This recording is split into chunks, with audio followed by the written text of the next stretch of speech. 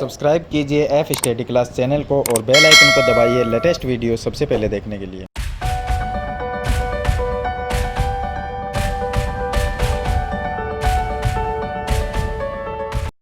Hello students, आज हम कक्षा 9 की प्रश्नावली 3.2 के क्वेश्चन सरल करेंगे इस वीडियो में। तो इसमें हमें 2 क्वेश्चन दिए गए हैं, तो आप वीडियो को लाइक कर दीजिए और चैनल को सब्सक्राइब कर लीजिए ताकि इसी प्रकार की वीडियो की नोटिफिकेशन है वो आपको आगे भी मिलती रहे। तो चलिए हम जो पहला क्वेश्चन है उसे सरल करेंगे। तो देखिए सिंपल क्वेश्चन है, इसमें दोनों ही। पहले क्वेश्चन में दिया गया है कि कार्तीय तल में, कार्तीय तल यानी जो हम ग्राफ बनाते हैं, उस कार्तीय तल में किसी बिंदु की स्थिति निर्धारित करने वाली क्षैतिज और ऊर्ध्वाधर रेखाओं के क्या नाम होते हैं। तो देखिए मैं आपको एग्जांपल के तौर पे ये बताता हूं कि हमारे पास में 2 रेखाएं होती है जब हम ग्राफ बनाते हैं। तो इस तरह से हम ग्राफ बनाते हैं, ये हो गया ग्राफ। इसमें इस पॉइंट को हम कहते हैं मूल बिंदु जिसके निर्देशांक 0 0 होते हैं, और ये होती है एक्स एक्सेस। यहाँ पर x माइनस में होता है यानी x डैश भी कह सकते हैं, यहाँ पर y प्लस में होता है और नीचे y माइनस में संख्या होती है जिसको हम y डैश से लिखते हैं। अब ये क्षैतिज और ये ऊर्ध्वाधर 2 रेखाएं हैं, इनके नाम क्या है? तो इनको हम क्या कहते हैं? x कहते हैं। दोनों ही x है। अगर दोनों लाइन की बात करें तो दोनों ही रेखाएं क्या है? x है। लेकिन इस रेखा का नाम हो गया एक्स एक्स और इसका हो गया वाई एक्स। तो एक तो होती है एक्स एक्स और दूसरी है वाई एक्स, तो ये दोनों इसके नाम हो जाते हैं। चलिए इसी तरह से सेकंड क्वेश्चन देखिए। इसका सेकंड क्वेश्चन जो है उसमें हमें ये दिया गया है कि इन 2 रेखाओं से बने तल के प्रत्येक भाग के नाम बताइए। तो इन दोनों रेखाओं से जो भाग बनते हैं उसके क्या नाम है? देखिए सभी भाग को हम चतुर्थांश कह सकते हैं, लेकिन इसमें चतुर्थांश अलग अलग होते हैं। तो देखिए 2 रेखाएं एक दूसरे को प्रतिच्छेदित करती हैं। एक ये भाग बन गया, दूसरा ये, 3 और 4 भाग बन गए। चारों भाग को अगर एक साथ नाम दिया जाए तो ये सभी इनका नाम है चतुर्थांश, जिसको हम चतुर्थांश कह सकते हैं। अब ये चतुर्थांश हो गए, ये भी चतुर्थांश है, ये भी चतुर्थांश है और नीचे वाले भी है। अब इसको नाम इस तरह से देते हैं कि ये फर्स्ट चतुर्थांश है, ये सेकेंड होता है, और ये 3 नंबर चतुर्थांश होता है, और ये 4th चतुर्थांश होता है। तो इस तरह से इनको डिवाइड किया गया, यानी इनको अलग अलग इनके नाम दिए गए हैं। वैसे तो सभी चतुर्थांश है, लेकिन हम इनको नंबर लगा के लिखें तो ये 1 नंबर होता है, ये 2, ये 3 और ये 4 नंबर चतुर्थांश है। तो इस तरह से ये इनके नाम हो गए, प्रत्येक भाग का नाम अलग अलग हो गया।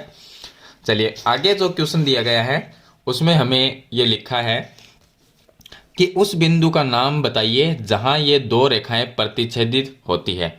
यानी वो बिंदु कौन सा हो गया? मूल बिंदु। अब देखिए एक्स एक्स और वाई एक्स दोनों कहां पर कटती है? इस बिंदु पर कटती है, इस पॉइंट पे।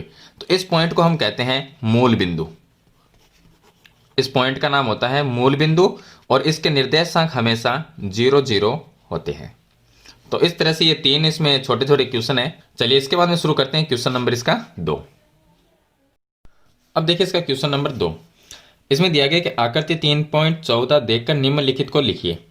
तो यहां पर आकृति 3.14 यानी एक ग्राफ दिया गया है हमें, और इस ग्राफ को देखकर हमें इसके उत्तर है वो लिखने हैं।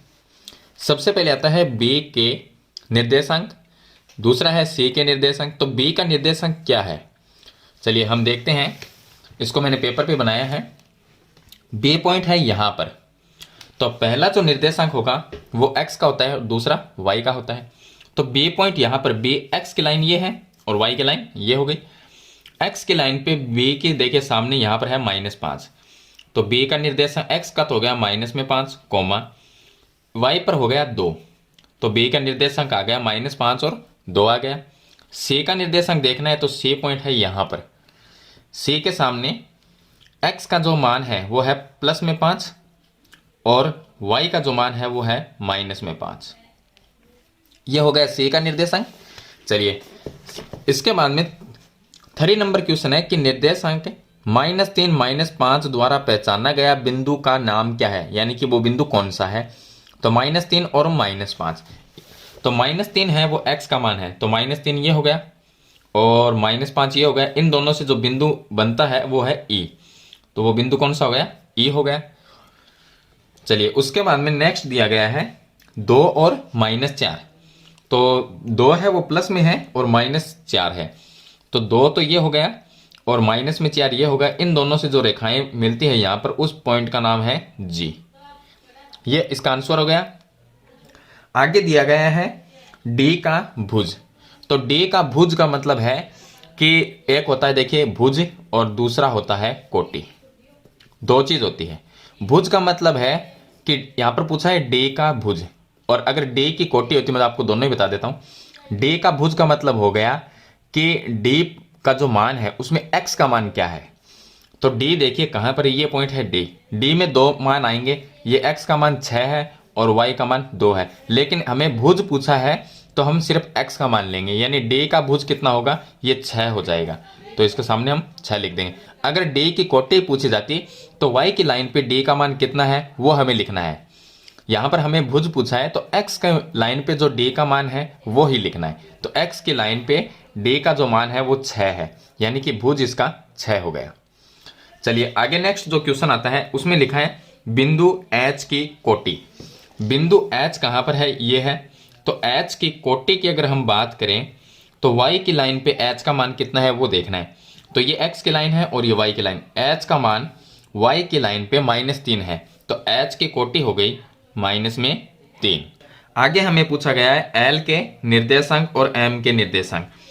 बिंदु l और m के निर्देशांक, ये देखिए बिंदु l है। l का जो निर्देशांक है वो हमें यहां पर लिख देंगे। तो l का निर्देशांक कितना हो गया, l जो पॉइंट है वो सिर्फ y के ऊपर है, यानी कि x का तो है ही नहीं, तो x का मान तो यहां पर हो गया 0, y का मान हो गया 5।